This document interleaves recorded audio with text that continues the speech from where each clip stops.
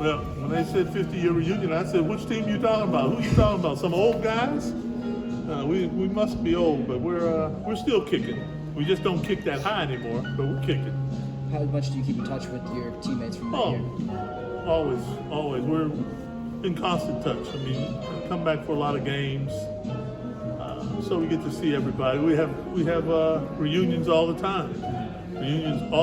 That's the thing with that team. It's always been a really close team. Maybe because we were all from the area, or not all, but I mean, guys, I know that famous picture on top of Mount Washington had 6 of us in that picture, but really there were more players than that were from this area. I mean, Ken Wagner's from this area. He wasn't in that picture. I mean, those 6 guys were the main guys. I mean, they were the top 6 guys on the team, yeah. But there were more than that were from this area that could have been in the picture.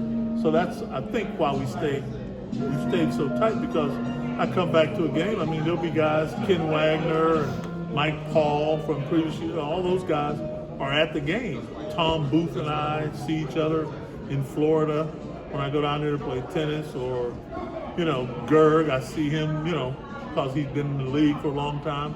I see him all the time. So Keith is out in Vegas. I mean, Kirk Bruce and I are tight. So, I see so many guys that, we do. We maintain a close contact. Well, you're a smart guy. How long did it take you to learn the amoeba defense? You never learn the amoeba defense. And that's what makes it so effective. Because there were so many variables that happened. I mean, if the ball went into any one of the 4 corners of the half court, you automatically double team that, and the rest of the team is supposed to be in zone. I mean, if you skipped a player on a pass, if it skipped a player, you changed the defense you were in. If it skipped, so we would be forgetting what the signal was from time to time. So there'd be 3 or 4 of us in a man-to-man, and one of them got playing the zone. I mean, or vice versa. So the team would say, "Oh, they're in a box and one." We never played a box and one, but it might look like that sometime, because 4 of us could have been in the zone. One guy is following his man everywhere he goes, so it looked like a box and one, but it wasn't. So it was a confounding defense that was really effective, because there were so many changes. If you shot a free throw and made the free throw, that then it would go into a full court press. Different rules would dictate what you did on defense. So that's why it was effective, I think. Was the defense what made you guys so good, or was there another calling card that you guys needed? Well, we did that defense, but we were a percentage team, I think. I think we shot a high percentage from the field, from the free throw line. We didn't make turnovers. We didn't turn the ball over often. So I think those 2 things combined with the defense, it's never just one thing that makes a difference in a game. It's always a combination of things, I think. And with all those things combining, I think that helped make it very effective, and us a very effective team and tough to play against. Having some time to kind of, more than just a little bit of time, you look back on everything, and what are the qualities that you remember most about that group? Just intangibles, or even style of play, anything that you think stood out the most? I don't know if there was just one thing that stood out the most. Like I said, we shot high percentage. I mean, so guys weren't taking shots that they didn't have a great percentage to make. Yeah. I mean, and so you felt comfortable. Whoever had the ball. I mean, I know it might seem like that. I took all the shots, but anybody could take a shot. Anybody could take the shots that you were comfortable taking and making the greater percentage of the time. And we played good team defense, because we didn't have a big dominating player. I mean, I was only 6'6", 6'7" at the time. So we didn't have a 6'9" or 10 guy that blocked all the shots or got all the rebounds or scored whenever he got it inside. I mean, we didn't have that kind of a team, but we just did a lot of things well, and and those things all combined us being a very good team at that time. What kind of a coach was Gerber? Gergich was a hard-nosed, driven guy. and we loved him for it. I mean, he was the reason that a lot of us came to Pitt. I know he was the reason I came to Pitt when he recruited me. I mean, at the time I took all of my visits because I had never been on an airplane, never traveled, but I knew I was going to go to Pitt the whole time. I wanted to go to Pitt. I wanted to stay home. I have a large family in Braddock, and I wanted my family to see me play, and just to be close to my family in case I needed to go home and get some home cooking. So I knew I was going to Pitt the whole time, even though I took all the visits around the country. Maybe it made Pitt a little nervous with me traveling around and taking these visits, but I was going to stay home the whole time. What was it like during the winning streak? Did you guys feel any pressure to keep it going? We really didn't talk about the winning streak. That wasn't mentioned in the locker room amongst the team. We didn't say, oh man, we're at 15, we're at 18. None of the players ever said anything like that. And certainly the coaches, they didn't mention anything about the streak. It was just the next game. You just concentrated and looked at the scouting report and got ready for the next game. Just playing each game, as they say. I mean, it's the old school way of thinking, but you got to play each game one at a time. You weren't that devastated that when you lost to Penn State? I mean, it wasn't devastation. No, I mean, we lost the game.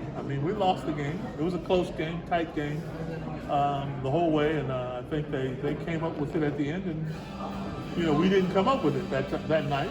And but you still got to move on. You still got to move on after that game, just like we moved on after the wins.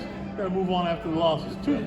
So we didn't make a big deal about the winning streak, and so when we lost, that wasn't a big deal either. You're obviously not the only team being honored this weekend. Yeah. Do you see any similarities with your group to theirs? No, not other than being an undersized team by most Elite 8 teams standards. You're undersized, so you have to rely on your guards and everybody to rebound. You play good team defense, and take high percentage shots, and don't turn the ball over. Make your free throws. You have a chance to win those games. That's the way they play too. I know they had DeJuan Blair was their more physical dominating player at that time, but he was part of the team that blended and made that team very effective at that time to do what they could do also, because nobody expected either of us to go as far as we did. Nobody thought we could do it, but it's fun to be that team that nobody expects to win. That's fun to do that. You played with a ton of different players over your career. Who were some of the players and or coaches you enjoyed spending time with, playing with over the course of your career? Oh, there were so many players throughout my life and my career. I mean, I enjoyed a player like Cleveland Edwards, who was the senior on the team when I was a sophomore. I can remember him the first game I played, just like it was yesterday. He was the point guard on that team, and it was the first game we're up in Wisconsin, and they have Kim and Kerry Hughes, the seven footers that are on the Wisconsin team. And Cleve told me before he said, Billy, he said Mooney, whenever I give you the ball tonight, I want you to shoot. I don't want you to dribble. I don't want you to try to pass. I want you to shoot the ball. You can really shoot the ball, and if you don't shoot, I'm gonna beat you up after the game. So I shot every time I could, How many you score? I don't remember how many. I wasn't that big a game. We lost up in Wisconsin, and I just remember him taking me to the side and telling me those things before the game. I'll never forget. That's the way he got me indoctrinated into college basketball.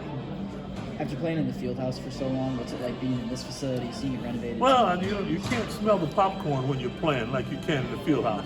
I love that smell of the popcorn while you're playing. No, but this is a great building. I mean, and the fans are on top of you, similar to what the Fieldhouse is. It's just, it's time to get a newer building. It's time for that. But we enjoyed the Fieldhouse. We thought it was our pit.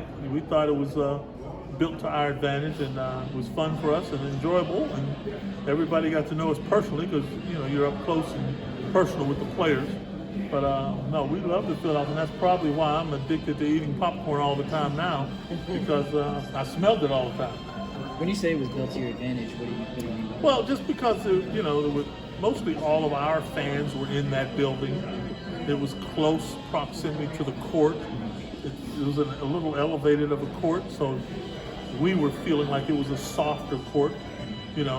Some courts that are right on the ground are harder. That court had a little give, so we felt like it was easier on the body to play all of our games at that court. We just felt like it was to our advantage to have that smaller, tighter arena when so many teams came in that were used to playing in a bigger, more spacious stadium. How important was Keith's star to your guys' success? Well, Keith was a big guard that could pass the ball. He could really pass the ball.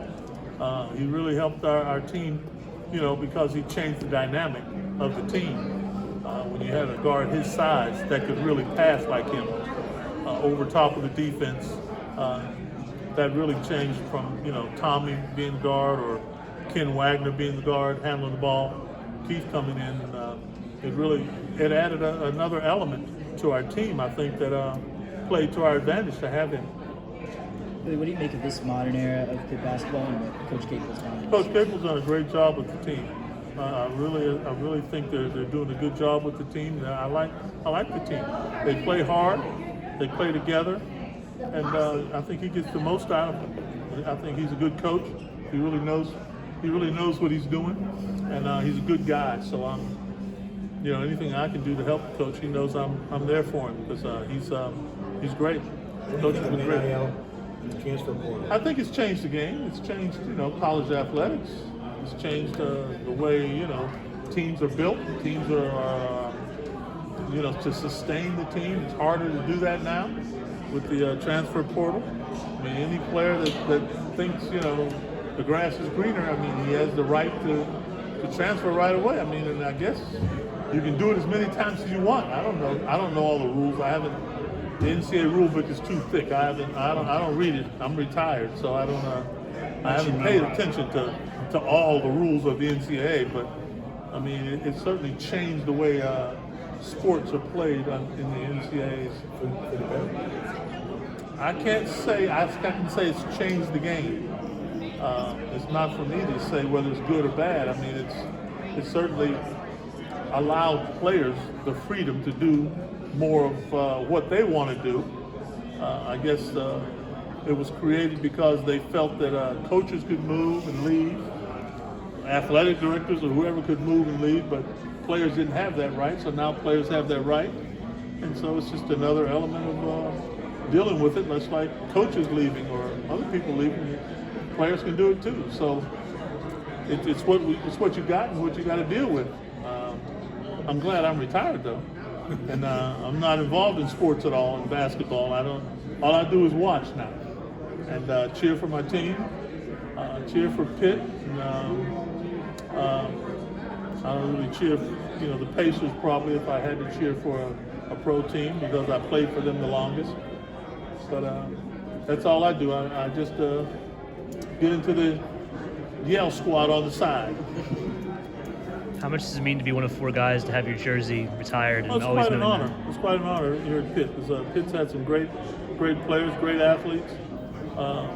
Not just in basketball, but in all the sports. We've had some great players that just come through the university, and I'm proud to be one of the few basketball players whose number is retired. And it's something I can talk about if I wanted to tell my grandkids about it. Thanks, guys.